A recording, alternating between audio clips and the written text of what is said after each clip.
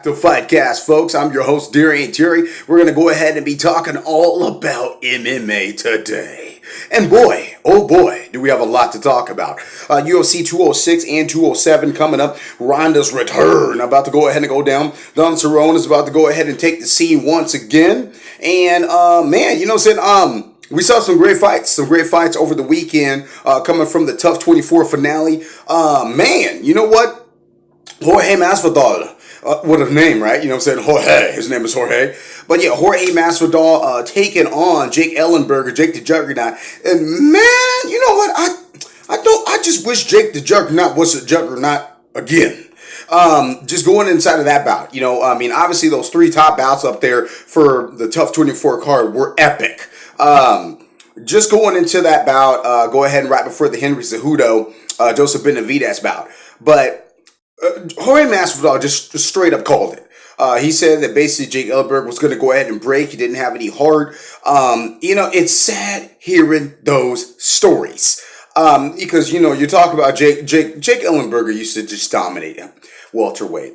I mean, he would make welterweights look stupid. Oh my God. I remember going to see him fight in real life, and he was going up against Diego the Dream Sanchez, and he just make people look stupid. Okay, just massive amounts of strength, speed, athleticism, just stupid mixes. It's just, I mean, just like a blessing, a massive blessing was upon him. And it's crazy seeing him just not even being able to make it out of the first round almost, okay? Just falling down, and, you know, it's kind of ridiculous, right?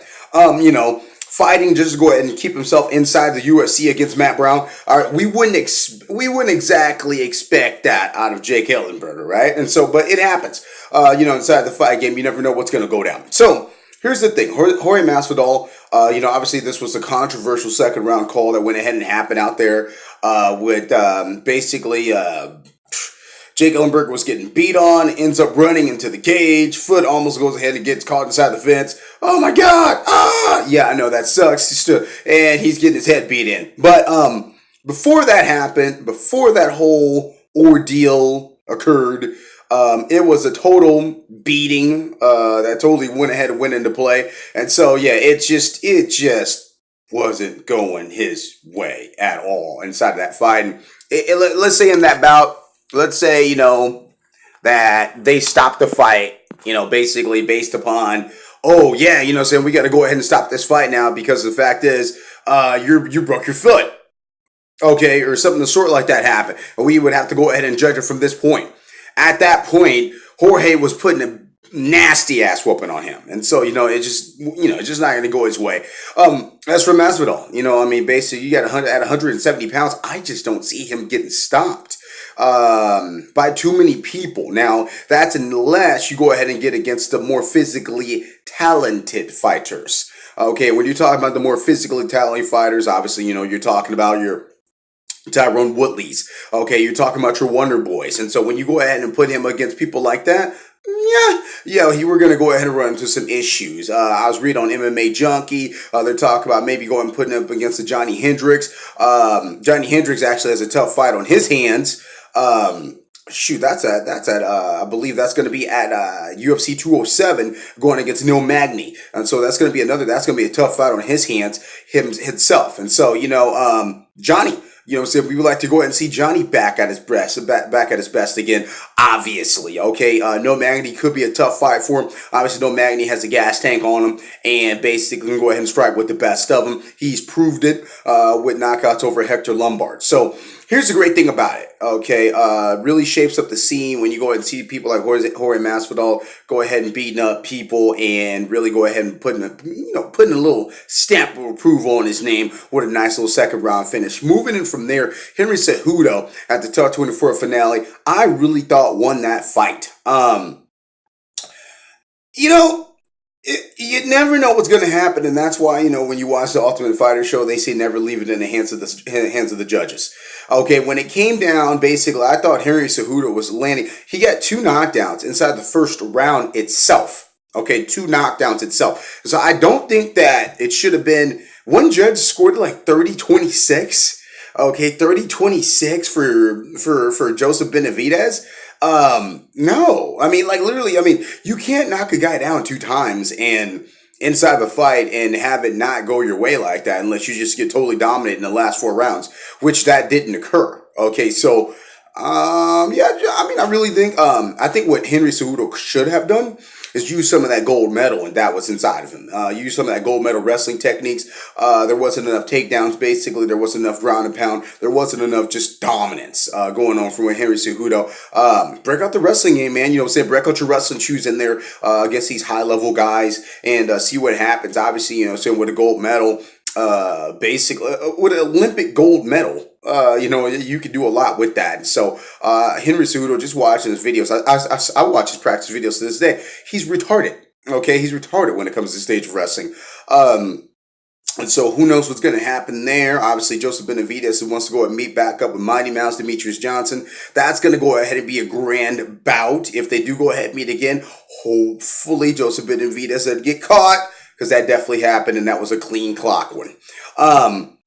Speaking of Demetrius Johnson, man, oh man, that first round was not looking pleasant for him. And so it was definitely not looking pleasant for him. Got caught in a couple different submission techniques as up there. Looks like he got caught in an anaconda, got caught in the guillotine. That was pretty clean. He got caught in a couple things, actually. And, you know, basically, Tim Elliott really showed that he belongs in the UFC, even with a 2-5 record itself. He really went and belonged that he deserved to be there. And, you know, here's the thing about it. You know, I mean, obviously, you know, he hasn't really had showed a lot of proof of that before that bout, you know, being of his record itself. But the thing is about it, go ahead winning the Ultimate Fighter, winning your way through this tournament of champions like he did.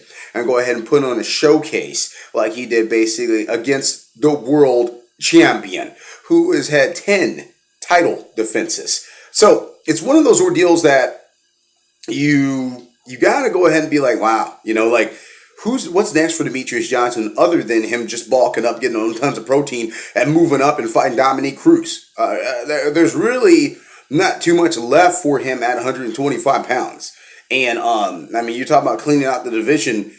Demetrius Johnson literally cleaned out the division. You know, like there is no one else there ever. You know, like literally, there's no one left for. I thought Henry was going to do it.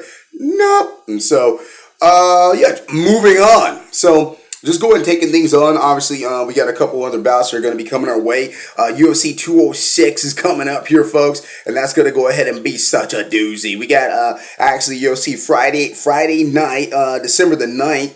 Headline that card.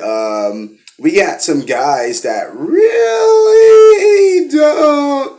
I want to say that no one's really looking at this card like, oh my god. Looks like it has okay, we got Anthony Hamilton, the freight train, versus Francis Ngannou, the Predator. I've seen this guy, Francis Ngannou. You know, he's a real good competitor, real good fight. He's 8-1 from Cameroon. He's going against a guy that's 15-5. I'm definitely gonna go ahead and go with the Predator on this one here. And Anthony Hamilton, the freight train. I really haven't seen this guy fight. He's 15-5. I haven't really seen this guy fight very much. Looks like the main event here looks like a Derek Lewis, the Black Beast. What a name, because he's black. Isn't that funny? Yeah, the Black Beast against Shamil Abdurakhimov from Russia. Abrik. His nickname is Abrik. Okay, so really cool. You know, said basically Shamil 17-3, Derek Lewis is 16-4. We're gonna go ahead and see that bout. Go ahead and come up there. We'll see exactly what occurs in this one. But I want to focus on UFC 206, because that's about that everyone's going to be looking at, and the card that everyone's been wanting to see. And oh my god! Let me take a gander inside of this whole deal. UFC 206. Anyways, with the UFC 206 here, here's the great thing about it. Oh my god, Anthony Pettis, huge fan I am of him. I do not know exactly what's going to go ahead and happen in this bout. Holloway is a monster. Just a straight monster of an opponent. His striking. Max Holloway is blessed. His striking is ridiculous. I haven't seen striking with such precision since Conor McGregor came onto the scene and fought Max Holloway. But here's the thing: is about it. Max Holloway did really good against Conor McGregor. He took him all 3 rounds and kicked him in the head in the 3rd round and actually dropped Conor McGregor. Like basically, he did like a little bend down thing, came back up, and then shot a takedown on Max Holloway so he could win that round. So. Max Holloway, if Conor ever makes 145s again, I think that he would be going against a Max Holloway probably. Or, the thing is about Anthony Pettis. Anthony Pettis, we're talking about the former world champion, 155 pounds. This guy just beats the hell out of people. And the crazy thing about it, though, in such fashion, okay, the kick heard around the world. This guy is able to go ahead and adapt to his surroundings. Now at 145 pounds, his last tap out was retarded. Okay, all right, being able to go ahead and guillotine somebody that just looks like they're unguillotinable. Okay, then we're gonna go ahead and go into this. All right, we have a matchup of guys that Max Holloway 16-3. All right, hasn't lost very much as we talked about. He has 1 loss to Conor McGregor. Oh my God. Okay. Otherwise than that, though, the other 2 losses, nobody really concerns themselves with. Okay. Then we have Anthony Pettis here, 19-5. Okay. Last real beatdown was against Rafael dos Anjos. Obviously, he has lost to Edson Barboza as well. Okay. And so taking that kind of slide like that was the reason why he ended up moving down to 145 pounds, which he didn't really seem that big anyway for a 155 pounder. And he hasn't really lost a lot of girth for 145 pounds. So I'm pretty sure he's going to go ahead and be all right. But thinking about it this way, these guys are competitors. These guys both come inside the situation to win. They both have crazy, crazy gas tanks. The only thing I'm worried about is Max Holloway having even more of a gas tank because his output is ridiculous at 145 pounds. He probably has the most output I've ever seen on a guy. His beatdown against Cub Swanson was epic. It looked like a 9th grader beating up a 6th grader. Okay, it just didn't look even like that. How long has he in competing for very long at all? And what inside the UFC itself? Okay, and he didn't look bad. I'll look dumb. Let's look at how he's made look high. Let's take he's one hit Facebook. All right, so but take a look at Thomas. Okay, that epic beatdown season going down situation as of right there. Epic one. Look at Germans.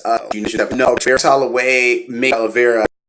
He shouldn't even. He get within the first minute. It was ridiculous to watch.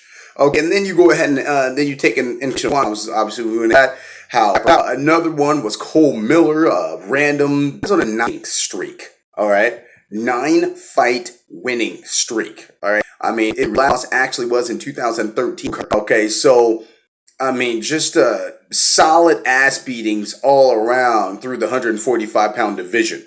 Solid all around. Okay, then you go ahead and take a look at Anthony Pettis. Anthony Pettis, of course, you're talking about seasoning all dizzy up in here. And so, let me take a gander at this guy. Look at this here, because this is ridiculous. This is so ridiculous. Okay, so, Andy Pettis against Charles Oliveira. The Bronx Kid. Oh my God. This guy does not get submitted, and he submitted him with ease. Okay, now here's the thing is about it. A loss to Eddie Alvarez was a huge ordeal. A loss to Edson Barboza was a huge ordeal, okay? And of course, a loss to Rafael dos Anjos was a huge ordeal. These guys were 3 back-to-back guys right here. Now, here's the things about it. Take that loss on the chin to Rafael dos Anjos. Rafael dos Anjos at that time was a better fighter than Anthony Pettis. At that point in time, no one was beating Rafael dos Anjos. Rafael dos Anjos was on God status. It just wasn't going down. Okay, but a loss to Eddie Alvarez, unacceptable. Unacceptable for Anthony Pettis. A loss to Edson Barboza. Even though Edson Barboza is one of the best strikers inside of MMA, unacceptable for Anthony Pettis. And Anthony Pettis is expected to knock guys like that out. Anthony Pettis, world champion. Edson Barboza has never headlined a card. Okay, so, when you go ahead and have those things going down, it's just not, it's not supposed to go down like that. So, here's the thing is about it. Okay, we go ahead, we take all these things inside of consideration, and I don't know who's going to win this fight. I'm going to put this up in the air, but since my love and my heart goes out for Anthony Pettis so much, I do want him to go ahead and come out victorious inside of that bout. We also have some really good bouts here coming up. Oh my God, Mr. Donald Cerrone is about to go ahead and fight again, and you know what? This is about to be a bloody bath. Okay, with Matt Brown here, because Matt Brown is just a real devastating guy to fight. It's really crazy.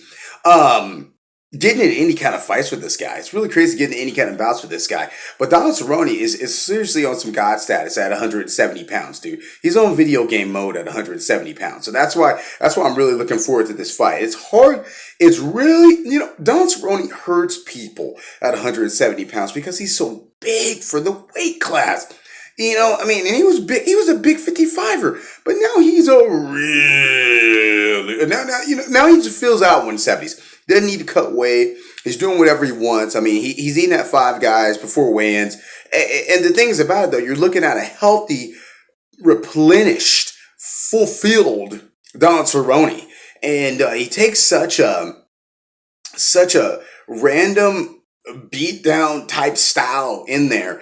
He's one of the only guys that goes ahead and inflicts a Muay Thai style that is him and Edson Barboza, and Edson Barboza, I'd give it to Jose Aldo. They have this inflicting Muay Thai style that they come in there. But Donald Cerrone tries to go in and string a lot more punches together there with inside his Muay Thai style.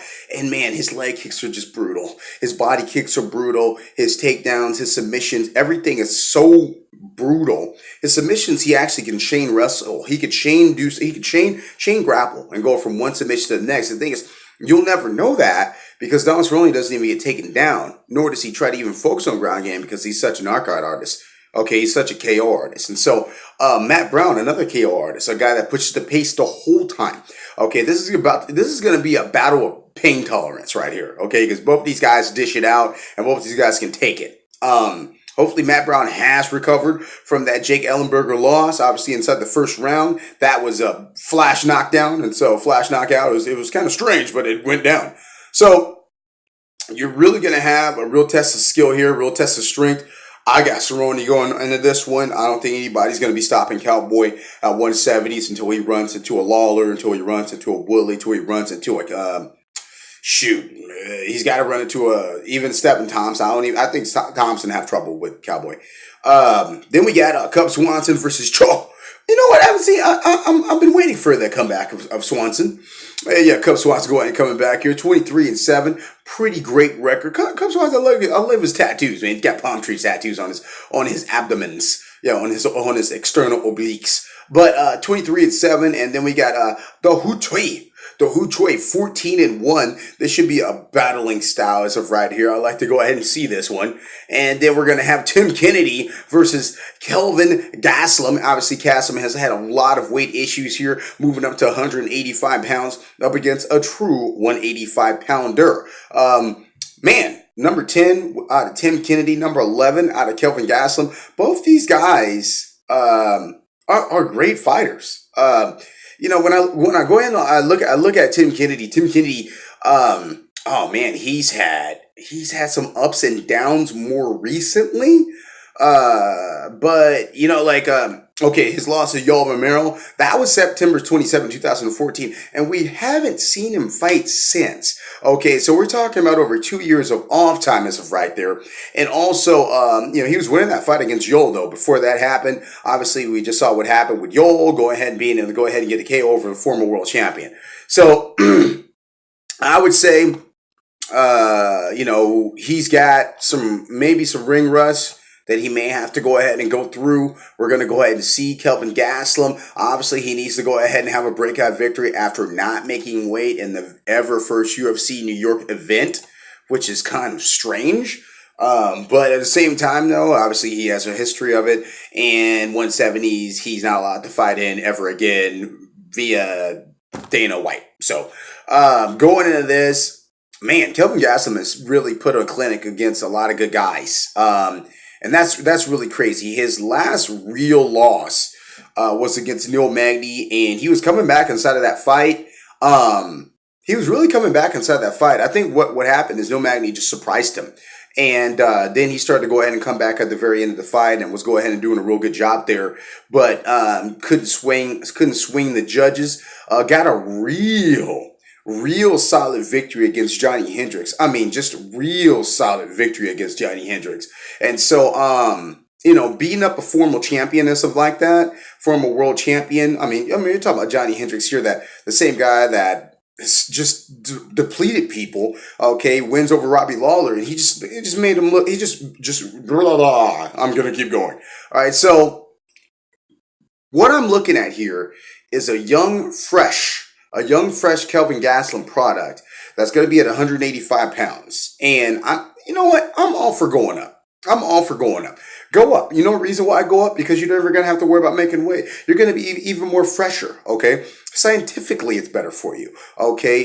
You need to go ahead and you can put on muscle mass. You don't have to worry about being not replenished enough when you go and actually step into the octagon 24 hours later, okay? So think about it. Okay, you know what I'm saying? It's kind of like a better way of go ahead and doing things.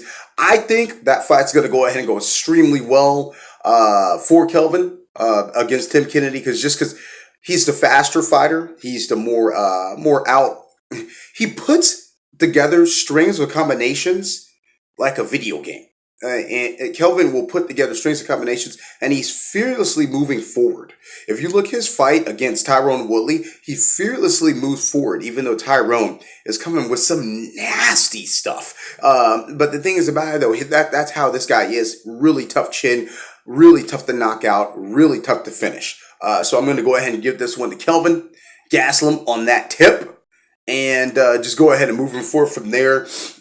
Any more exciting fights on this card? Obviously, we do have. I'm looking for some real good fights there. There's a Mean fight. We got Jordan Mean that's going to be coming up here. The young gun. He's always fun to watch against Emil Meek. That's going to be a real fun fight. And also coming in the prelims, we got some good fights here. Misha Serkunov against Nikita Krylov. Nikita Krylov's a pretty bad dude. Okay, and then my boy Drew Dauber, Midwest product, against Olivia Aben-Mercia. This is going to be a real good fight right here, okay? And so I like that Dauber's fighting his way up in the ranks as of right now. We're going to see exactly what happens with that. So this card is looking pretty stacked. And so, let's go ahead and tune in Saturday, December 10th there for a grand card that's going to be coming your way. This is FightCast. My name is Darion Terry, and I'm going to go ahead and be back with you, talk a little bit more about UFC 206 as it comes its way.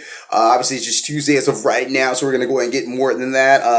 Obviously, weigh-ins are going to go ahead and be Friday, and so stay tuned for more FightCast, the best MMA talk show on the planet. And I'll be your host, Darion Terry. We'll see you soon, guys.